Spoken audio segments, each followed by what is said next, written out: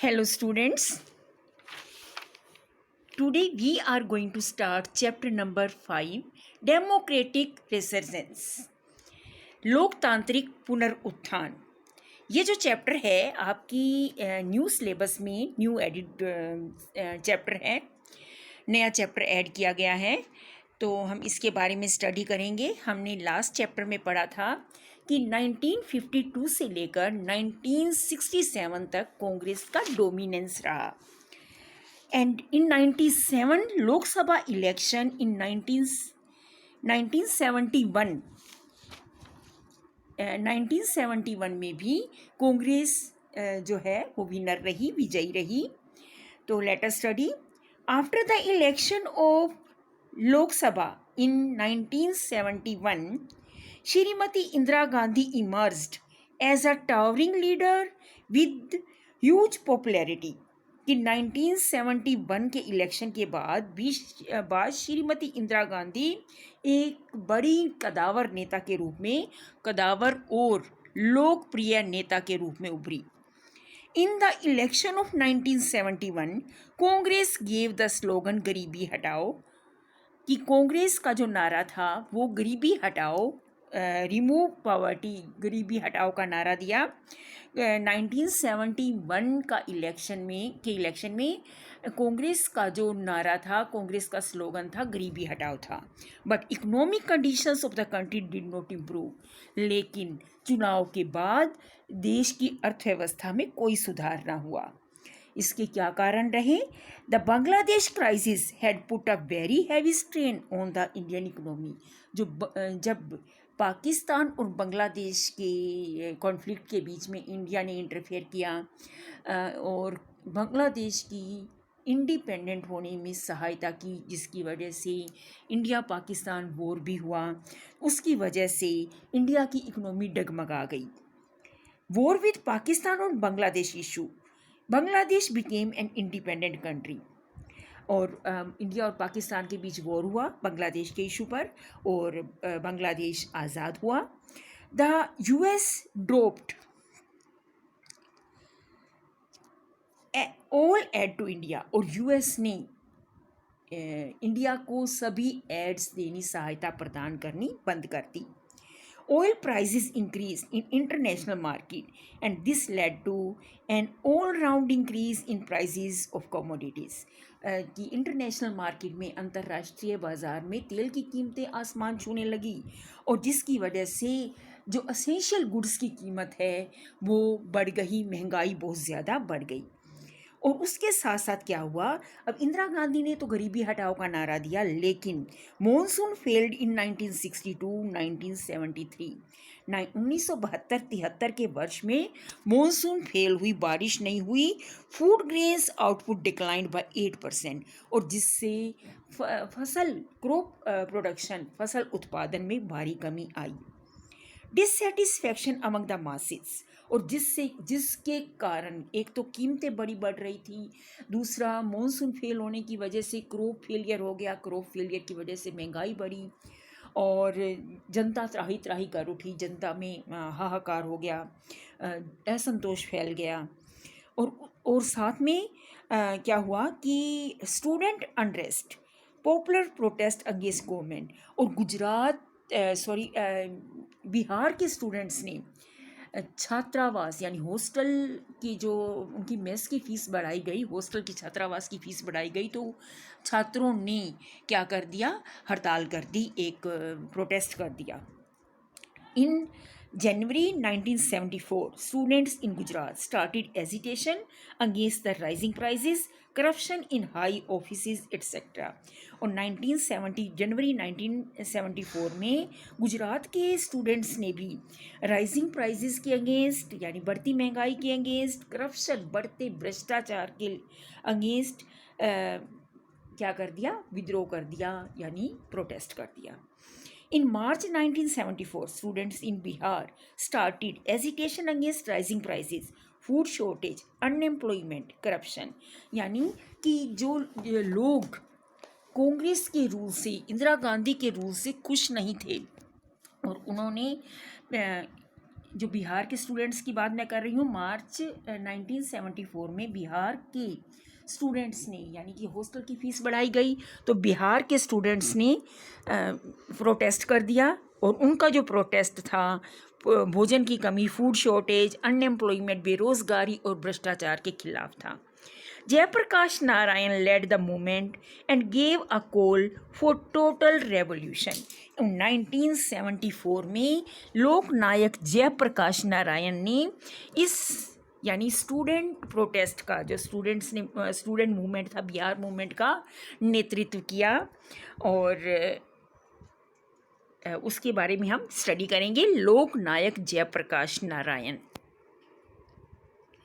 Jayaprakash Narayan popularly referred to as JP or Lok Nayak, in Hindi the people's leader. Lok Nayak in Hindi or in English people's leader. Lok Nayak Jayaprakash Narayan को यानी JP के नाम से भी जाना जाता है। He was an Indian independence activist, theorist, socialist and political leader. वो एक भारतीय स्वतंत्रता संग्राम के एक एक्टिविटिस्ट थे, कार्यकर्ता थे, सिद्धांतवादी, समाजवादी, पॉलिटिकल लीडर थे।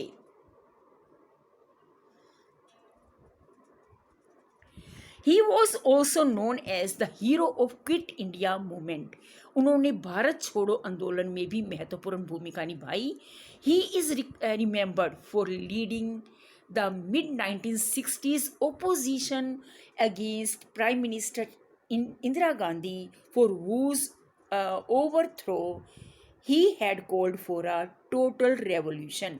और इंदिरा गांधी के इस्तीफे की मांग की 1970 में, 70s के दशक में उन्होंने इंदिरा गांधी के इस्तीफे की मांग की और टोटल रेवोल्यूशन चलाया, यानी संपूर्ण क्रांति का आह्वान किया। In 1991, he was awarded with Bharat Ratna. उन्हें भारत रत्न का पुरस्कार दिया गया 1999 में।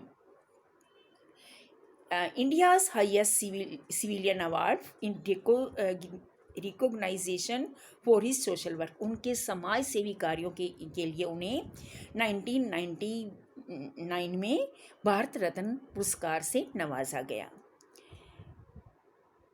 Jayaprakash Narayan and total revolution.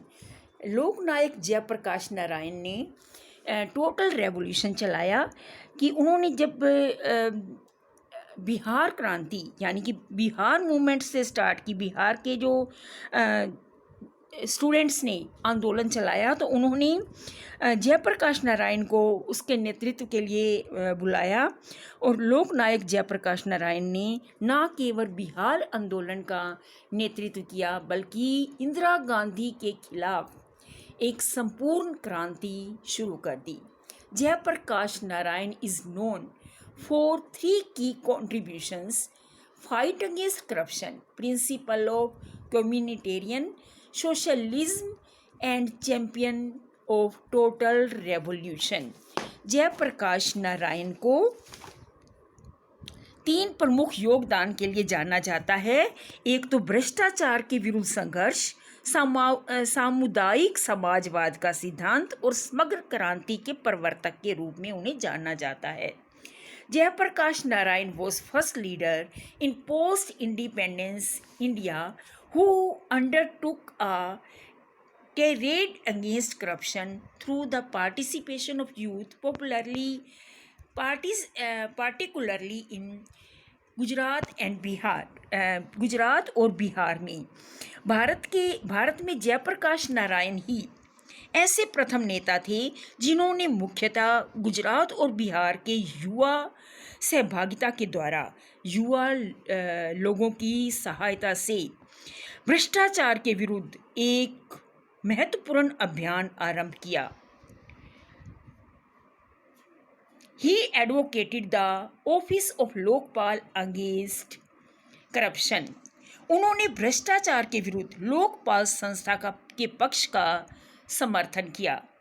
His principle of communitarian socialism view India as a society of communities and compassing three key layers like community, region, and Rashtra, all combining together as an example of true federation. सामुदायिक समाजवाद का उनका सिद्धांत समुदाय, क्षेत्र और राष्ट्र के त्रिस्तरीय के रूप में, तीन स्तर के रूप में यथार्थ संघ का उदाहरण प्रस्तुत करते हुए भारत को समुदायों के एक समाज के रूप में प्रदर्शित करता है। यानी उनका मानना था कि जो फेडरेशन तभी एक सच्चा फेडरेशन हो सकता है जब कम्युनिटी लेवल पर लोगों को कम्युनिटी लेवल पर प्रशासन में स्थान दिया जाए, उनकी प्रतिनिधित्व हो। जयप्रकाश नारायण जो है वो वास्तव में क्या थे? एक परिवर्तन के प्रमुख द्योतक थे। जयप्रकाश नारायण जो थे वो परिवर्तन के एक द्योतक थे। The essence of transformation according to Jayaprakash Narayan revolves around man who could be the real catalyst of change in India। यानी जयप्रकाश नारायण को भारत में परिवर्तन लाने वालों में से एक प्रमुख माना जाता है। तो हम नेक्स्ट वीडियो में स्टडी करेंगे।